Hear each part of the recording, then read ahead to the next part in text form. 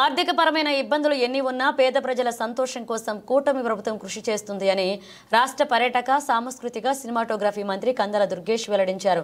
మంగళవారం నిడదవోలు నియోజకవర్గం ఉండ్రాజవరం మండలంలోని పసలపూడి గ్రామంలో ఇంటింటికి గడప గడపకు వెళ్లి మంత్రి కందల దుర్గేష్ వృద్ధులు, దివ్యాంగులకు, దీర్ఘకాలిక వ్యాధిగ్రస్తులకు స్వయంగా సామాజిక భద్రత పెన్షన్లు అందించారు. అంతేకాక ఒక్కొక్కరికి ఆత్మీయంగా పలకరించి ప్రభుత్వం ప్రజలకు అండగా ఉంటుందన్న భరోసా ఇచ్చారు.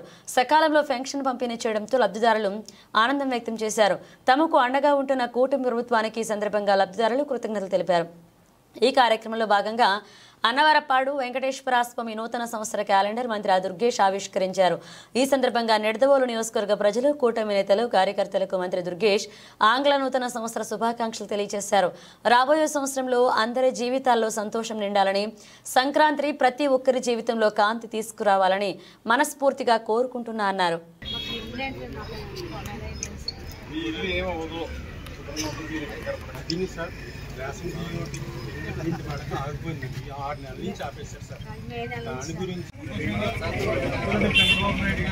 బాబు ఖాళీ చేసుకుని తీసుకో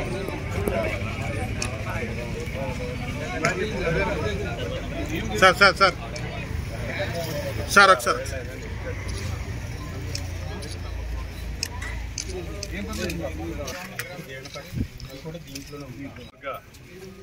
కూటమి నాయకులకి, కార్యకర్తలకి, ప్రజానీకానికి అందరికీ కూడా ఆంగ్ల నూతన సంవత్సర మరియు సంక్రాంతి శుభాకాంక్షలు తెలియజేస్తూ రాబోయే సంవత్సరం మనందరి జీవితాల్లో వెలుగు నిండాలని, సంక్రాంతి మన జీవితాలకి క్రాంతిని తీసుకురావాలని మనస్ఫూర్తిగా కోరుకుంటూ అందరికీ శుభాకాంక్షలు మరొకసారి తెలియజేస్తా ఉన్నాను.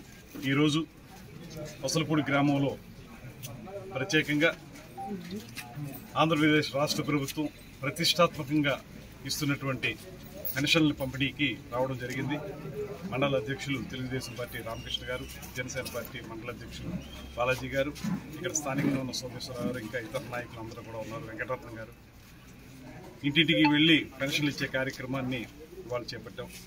ఈ ప్రభుత్వం అధికారంలోకి వచ్చిన వెంటనే ప్రభుత్వ ఖజానాలో చిల్లి గవ్వ లేకపోయినా, గత ప్రభుత్వం మొత్తం ఖజానాన్ని ఖాళీ చేసి దోచుకుని వెళ్ళిపోయినప్పటికీ కూడా, ఆర్థిక భారం పెద్దగా ఉన్నప్పటికీ కూడా పేద ప్రజలకు ఏదైతే మాట ఇచ్చామో ఆ మాట ప్రకారం 3,000 రూపాయల పెన్షన్ని 4,000 రూపాయలు చేయాలని, దివ్యాంగులకు ఇచ్చేటువంటి పెన్షన్ని 3,000 నుంచి 6,000కు పెంచాలని, మంచం దిగనటువంటి పరిస్థితిలో ఉన్నటువంటి వారికి 15,000 వరకు ఇవ్వాలని, ఇలాంటి ఆలోచనలతోటి ఆర్థిక పెనుభారం ఉన్నప్పటికీ కూడా ముఖ్యమంత్రి చంద్రబాబు నాయుడు గారు, ఉప ముఖ్యమంత్రి పవన్ కళ్యాణ్ గారు చిత్తశుద్ధితో చేస్తున్న కార్యక్రమం ఇది. అందుకే ఇవాళ మేము ఇప్పుడు పెన్షన్లు పంపిణీ చేస్తున్నప్పుడు చాలామందిని అడిగితే వారందరూ చెప్తున్నారు ఉదయానికే మాకు వచ్చేసినాయండి, ప్రతి నెల కూడా ఉదయం వచ్చేస్తుంది. ఇవాళ కూడా ముఖ్యమంత్రి గారు ఒక ప్రత్యేకమైన నిర్ణయం తీసుకుంటున్నారు. ప్రతిసారి మరుసటి రోజు 1వ తారీఖు ఆదివారం అయితే ముందు రోజు ఇచ్చేయమని, రేపు జనవరి 1 అందరూ వివిధ కార్యక్రమాల్లో ఉంటారు కాబట్టి ముందు రోజు ఇచ్చేయమని, ఇలాగా ముందు చూపుతోటి ప్రజల యొక్క ఆలోచనలను దృష్టిలో పెట్టుకుని ముఖ్యమంత్రి గారు చేస్తున్నటువంటి నిర్ణయాలు ప్రజలందరిలోనూ సంతోషాన్ని కలిగిస్తూ ఉన్నాయి. 3వ తారీఖు ఇచ్చేది 2వ తారీఖు ఇచ్చే పరిస్థితి కాకుండా ముందు రోజు ఇచ్చేసి వాళ్ళని ఆనందంగా ఉంచాలనేటువంటి మాటని వల్ల ప్రభుత్వం చేపడతా ఉంది. అదేవిధంగా రైతుల విషయంలో కానీ, వాళ్ళు అమ్మినటువంటి ధాన్యానికి వెంటనే 24 గంటల లోపలనే వారి ఖాతాల్లోకి డబ్బు జమ వేసేటువంటి కార్యక్రమం కానివ్వండి, మహిళల మొహాల్లో వెలుగు చూడాలనేటువంటి ఆలోచనతో దీపం 2 పథకం క్రింద సంవత్సరానికి 3 ఉచిత గ్యాస్ సిలిండర్లు ఇచ్చే కార్యక్రమం కానివ్వండి, రేపు ఉగాది నుంచి ఇంచుమించుగా ప్రారంభించేదానికి సిద్ధంగా ఉన్నారు ఉచిత బస్సు ప్రయాణం అనేటువంటి.